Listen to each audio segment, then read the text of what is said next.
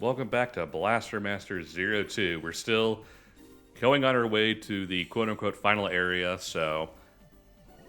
Excellent. More boss rush? Planetoid G3. How did you know? Someone needs to take these retro game designers aside and just tell them very firmly that no one likes this shit.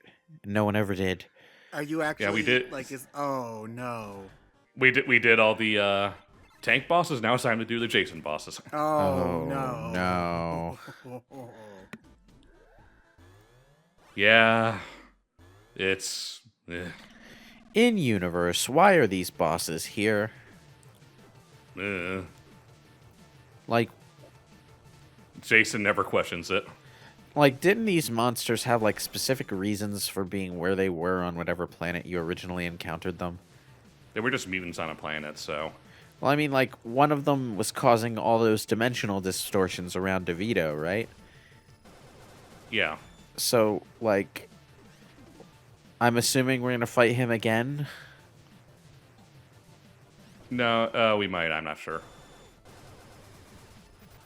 Dang it, I lost my power-up. I mean, max gun. So does anybody have any juicy tangents we can talk about?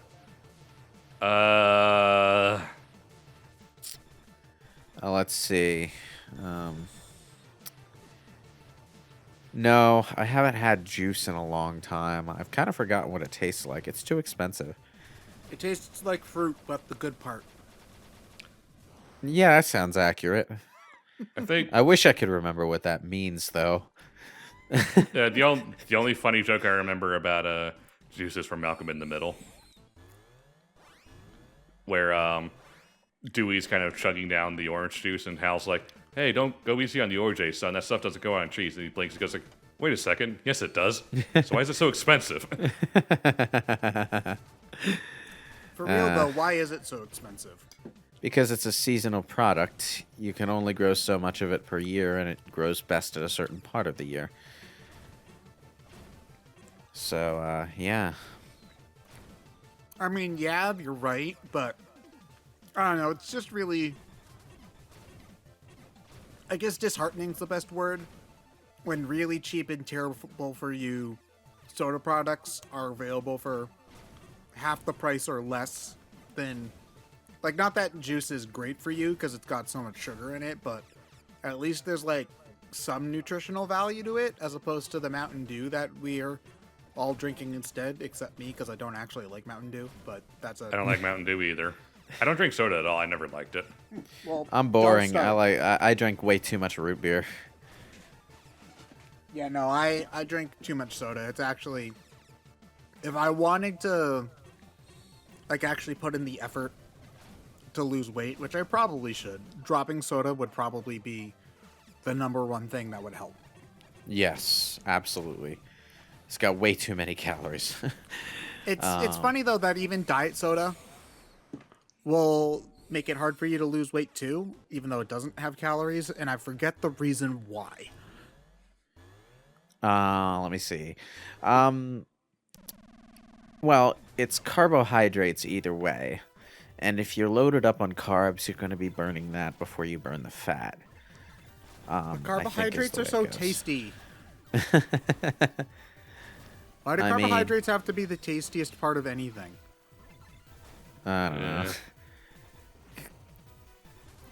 Well, that's not true. A lot of the time, especially when you're thinking about meat, a lot of the, like, most prominent flavor in any meat product comes from the fat, especially bacon. Bacon is all about the fat. Bacon is like 80% fat, from what I remember. But, like, maybe this is just, the kind of foods I grew up with, but, like, I love me some pastas and, like, cookies and great. Bread and sugary type crap. Like, we were all about the carbohydrates in my house. I've recently changed to wheat bread for all my sandwiches to try and cut down some of that. Well, like, I'm all about a good fluffy, like, loaf of Italian bread, but I don't know. I'm not much of a pasta person. I'm much more of a carnivore. Chicken parm is like with all the cheese on all of the pasta. But the main eventer for that is the chicken. Not the I pasta. disagree. It's the way that the It's the way that the pasta with the cheese that's on it just that right way, and then the chicken is like that added like little. Racer X, we meet again. Look at my ring. That means that I can get hit and I won't die. Okay, Knuckles. 7 days. What? Ah, not me. I don't die. Bye, nerd. Wait, what? Nope, we have to fight him. I, But yeah, he's wangsty because he couldn't protect his planet. So then why are you trying to fight us? Because he's wangsty. okay. Wait, so you're angry that the mutants took your Robot waifu friend, away. your waifu, and your planet and stuff.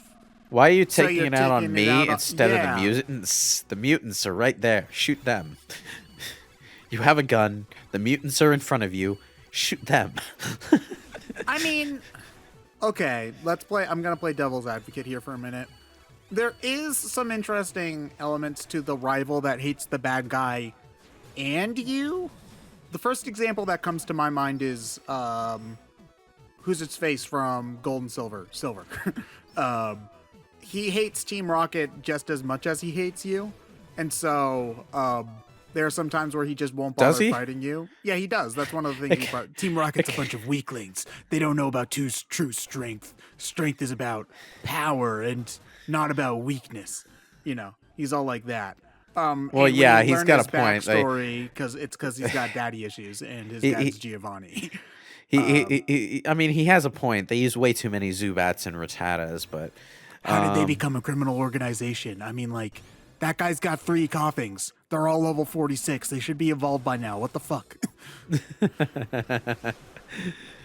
But yeah, like, there's some merit to the rival character that hates the bad guys just as much as he hates you, because then, there's the tension of, why don't you help us fight them? Why don't you understand? You can be on the same side. And then he's like, no. And then, you know, you just want to save him because, you know, it's just like, this is where the Sasuke fangirl, like, stuff comes from, you know? It's because you know that there's good in there if you can just pull it out of them. There's a more like there's a lot of unresolved sexual tension between the two guys. Oh, Yeah, I it's mean, kinda like- that too, of course. well, I mean, like most of the time, that kind of stuff is fans reading way too much into it. But no, like the first scene with Naruto and Sasuke is an accidental kiss between them. So, nah, I'm gonna give them that one.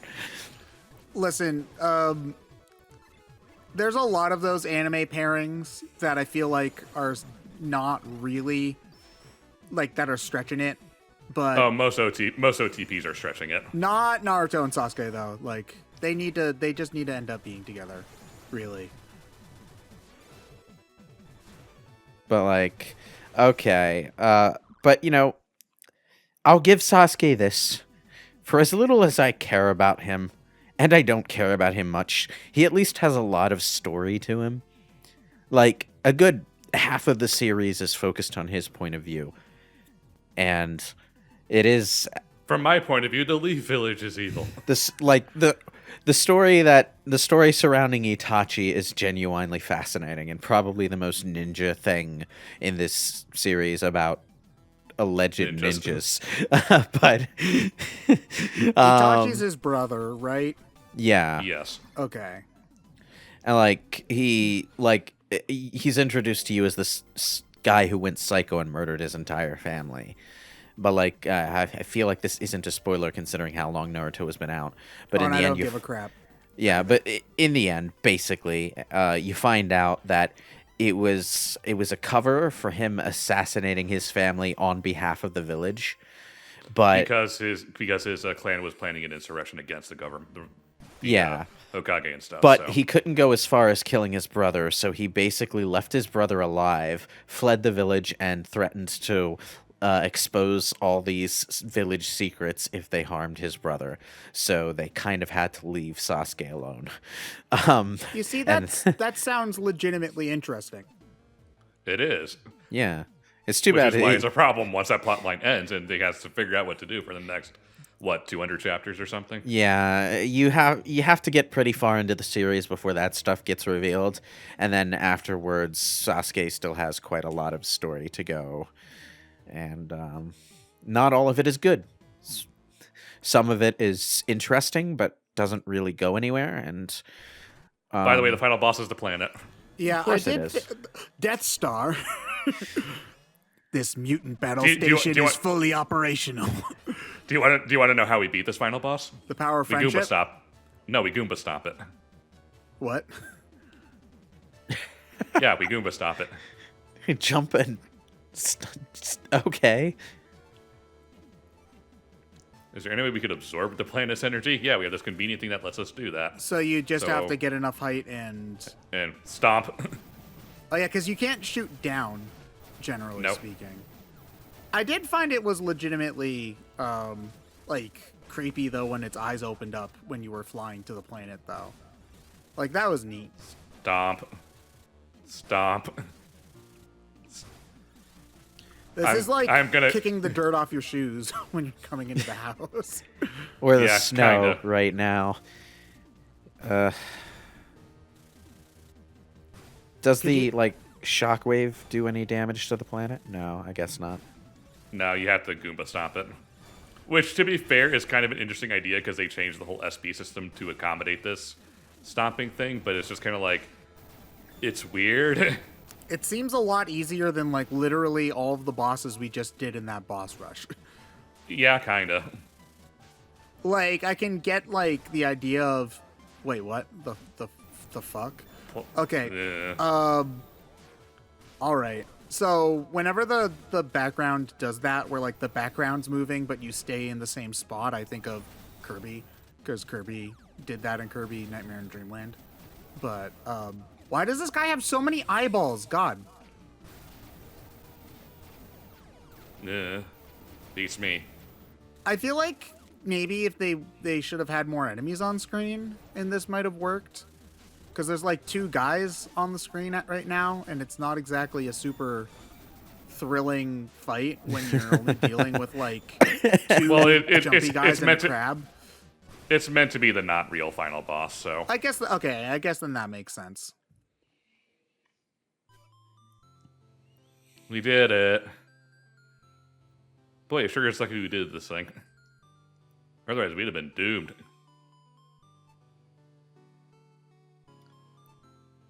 We did it. We Yes, blew we up really this did it. planet. Huzzah. Wait, does she become a mutant in this timeline or whatever? No, well, we have the good end. We're getting the good ending, so. Okay, what happens in the bad ending? Basically, this happens and It Eve stops gets like very. here. Yeah, it more or less stops right here, where we lose Jason. Eve gets really depressed, and she's like really depressed at the fact that if only we had helped more people, we might have had some help or something. It just dies. Much like the first game, the not good ending is super depressing. Okay, so the planet like collapses and Collapsed. it separates the two of them. Yeah, Okay. and obviously since she's outside the tank, she's kind of dying. Yeah, that would happen.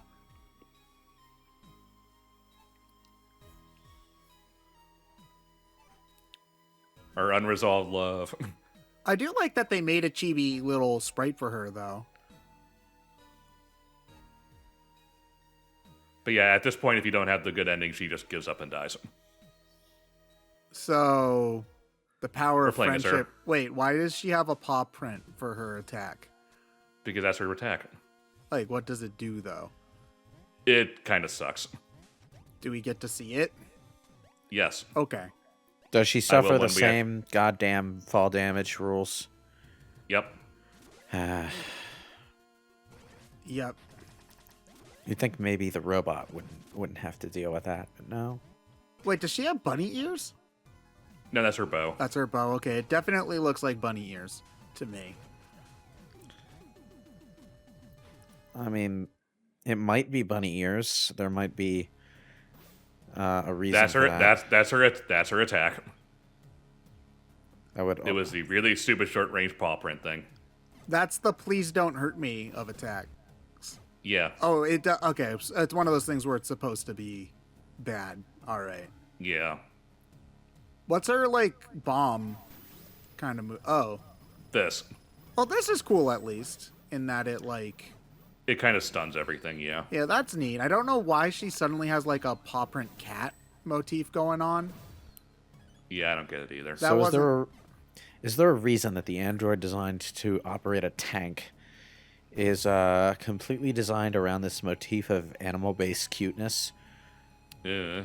Like, clearly whoever is designed to run the tank, like the person who was designing these, the aesthetics and the function didn't need to match up because one of them's an anime girl, one of them's a butler, one of them's like a shrine maiden type, so it clearly doesn't matter what they look like. Why? Look, if you needed to have a cute anime girl helping pilot your robot tank thing, like, you'd want it to be fun to hang out with, right? So getting it to match your personality, I suppose, makes sense. Well, it's implied that the android is kind of like a pet. It's sad to say, kind of like a pet thing where the androids take on personality traits of their tank controllers to try to get along better with them. Huh. Oh. Yeah, it's a bit weird, but we'll see you all in the next part of Blaster Master 02.